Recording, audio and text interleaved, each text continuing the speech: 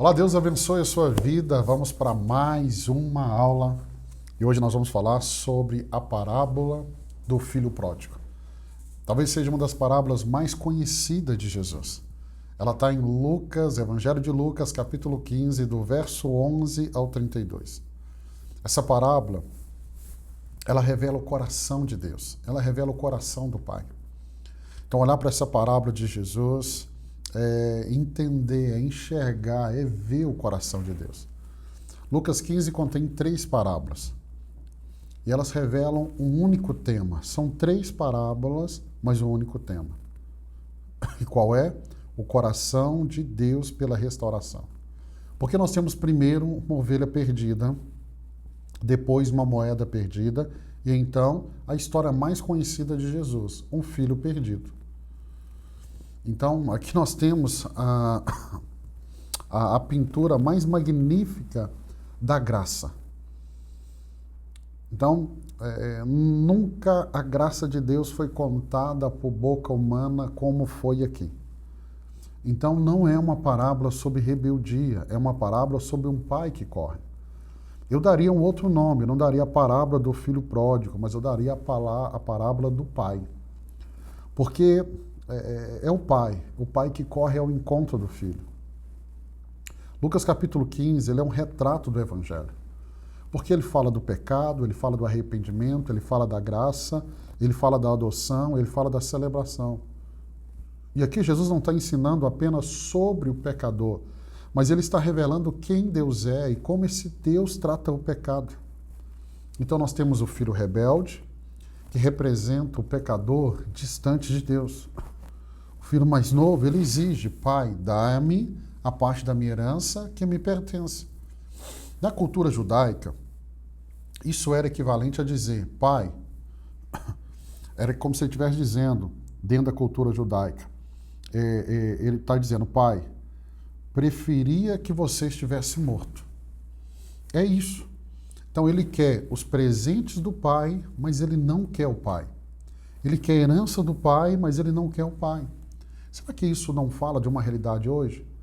De alguns que estão indo para a casa do pai, mas não quer o pai, quer as bênçãos do pai?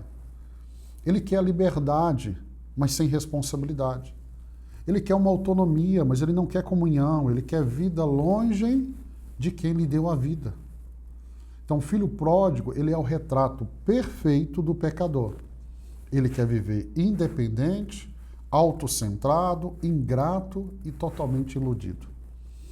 Então, ele vai partir para uma terra distante, ele pega a herança e parte para uma terra distante, e aí essa terra distante não é um apontamento apenas geográfico, mas é um apontamento também espiritual.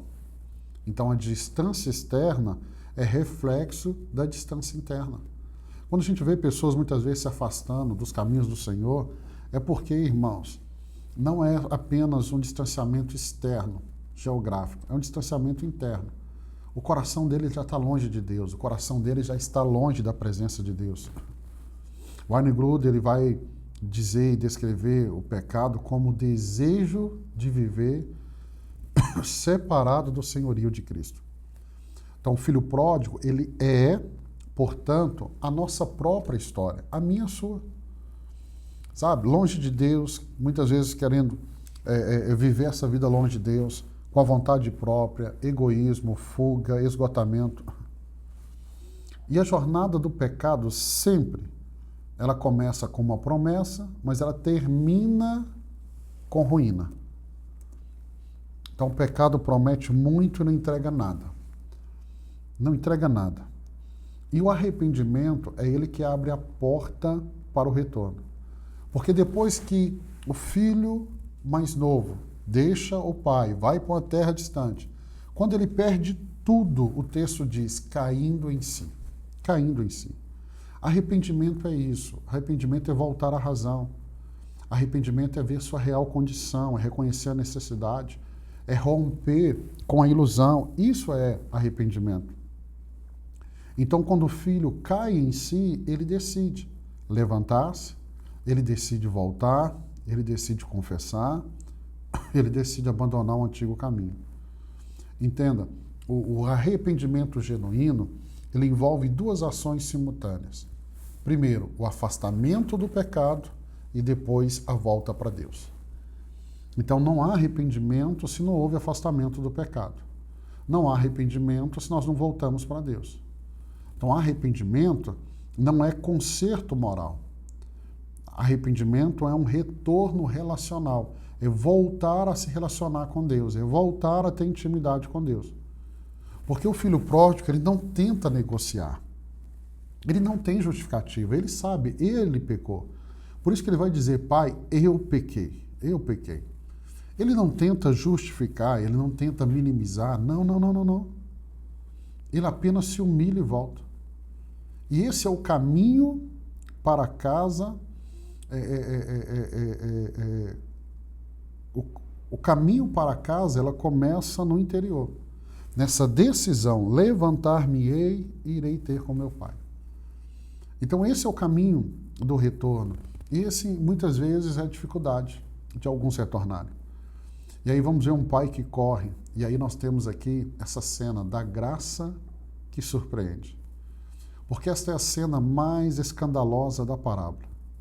O texto diz, quando ainda estava longe, o pai o viu, encheu-se de compaixão, correu, lançou-se ao seu pescoço e o beijou. Então, nenhum pai judeu correria. Correr era um ato infantil, indigno, vergonhoso. Só que este pai corre. Esse pai, ele vai ao encontro. O pai corre porque a graça se apresenta para alcançar o arrependido. Então ele não espera o filho terminar a confissão. Ele não exige explicações. Escute isso, ele não exige explicações. Ele não coloca condições. O texto bíblico diz que ele o abraça, ele beija, ele restaura.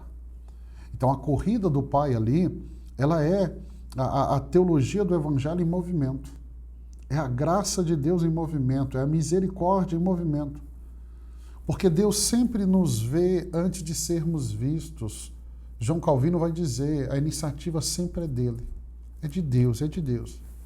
Então ele sente compaixão antes de sermos dignos dessa compaixão. Ele corre antes de caminharmos corretamente. Então ele ama antes de sermos adoráveis. Essa é a verdade.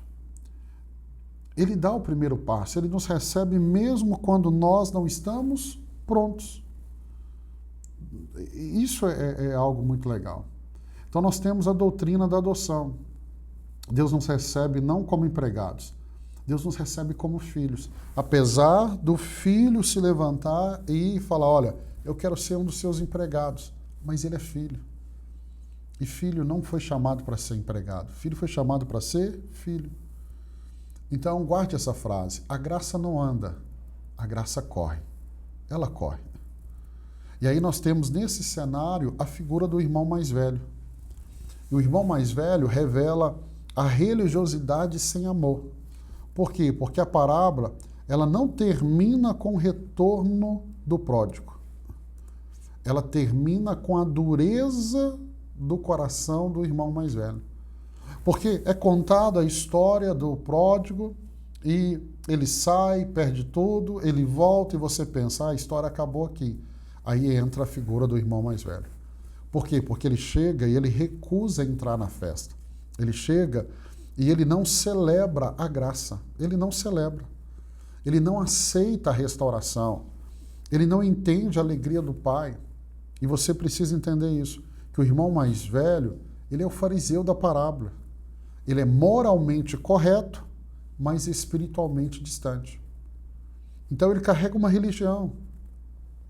Se o pródigo representa o pecador imoral, o irmão mais velho representa o pecador religioso. Ele serve, mas ele serve sem amor. Ele obedece, mas ele obedece sem alegria. Ele trabalha, mas ele trabalha sem comunhão. Ele vive perto do Pai, mas ele vive longe do coração do Pai.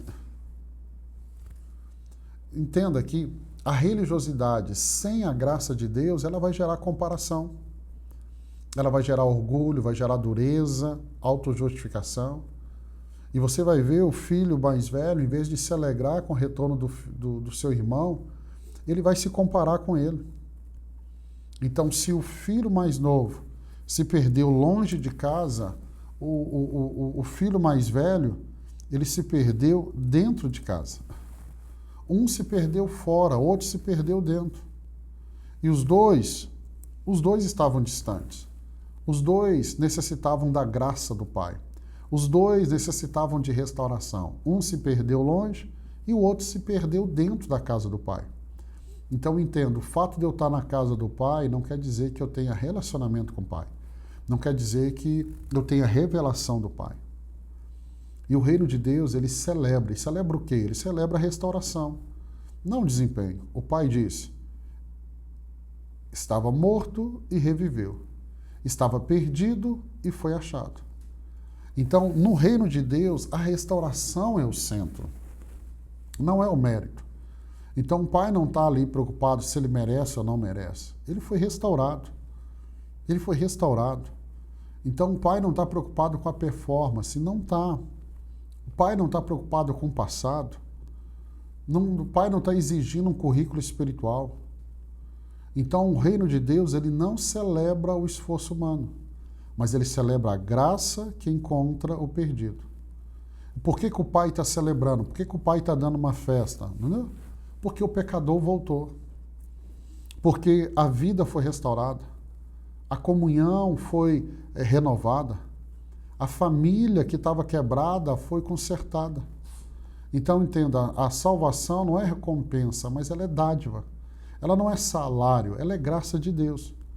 Por isso que o reino faz festa. E a igreja, ela deve fazer o mesmo. O mesmo. Então, o Pai, ele não fecha o capítulo dizendo, era justo alegrar-se. Por quê? Porque no reino de Deus, a alegria é a resposta natural diante da graça de Deus. Então, o Pai, deixa eu dizer para você, ele ainda corre. Então, a parábola não é sobre um filho perdido, é sobre um pai que nunca desistiu do filho. Não, o filho mais novo, ele mostra a rebeldia humana completamente. Ele mostra desonra com o pai? Sim. O irmão mais velho mostra o orgulho humano. Então, se o mais novo mostra a rebeldia humana, o mais velho mostra o orgulho humano. Só que o que prevalece é a graça divina. E a pergunta dessa aula, ela é para mim e para você. Em qual filho você encontra hoje? No pródigo que está longe? Ou no irmão mais velho? Não, pastor, nunca abandonei o evangelho. Verdade. Mas será que você não é como o filho mais velho? Você está na casa do pai, mas já não conhece o pai? Porque a Bíblia diz que ele se ofendeu com a chegada do irmão, com a festa que era dada ao irmão. Ele se ofendeu. Eu te pergunto, você está disposto a deixar o pai correr em sua direção? Você está disposto a deixar Deus vir na sua direção? Você está disposto a deixar ele a restaurar sua alma, a convidá-lo para a festa da graça, a experimentar aquilo que Deus tem para você? Ele tem sandálias novas, ele tem vestes novas, ele tem um anel para pôr no seu dedo. E o reino é sobre isso. O reino é um pai que corre e filhos que voltam. E isso termina com uma grande festa, com uma grande celebração. Porque para o pai, o que mais importa é o retorno de um filho. Então ele não quer saber o que você fez, ele não quer esse relato. Ele quer apenas te restaurar, apenas te amar, apenas permitir que você faça parte de uma história tão linda que é uma história de uma família. Eu quero aqui te abençoar. Amanhã eu quero falar sobre a parábola da ovelha e a dracma perdida. Eu quero falar do valor do pecador. E está aqui também Lucas capítulo 15. Então eu te abençoo em nome de Jesus. A gente se vê amanhã, se Deus permitir.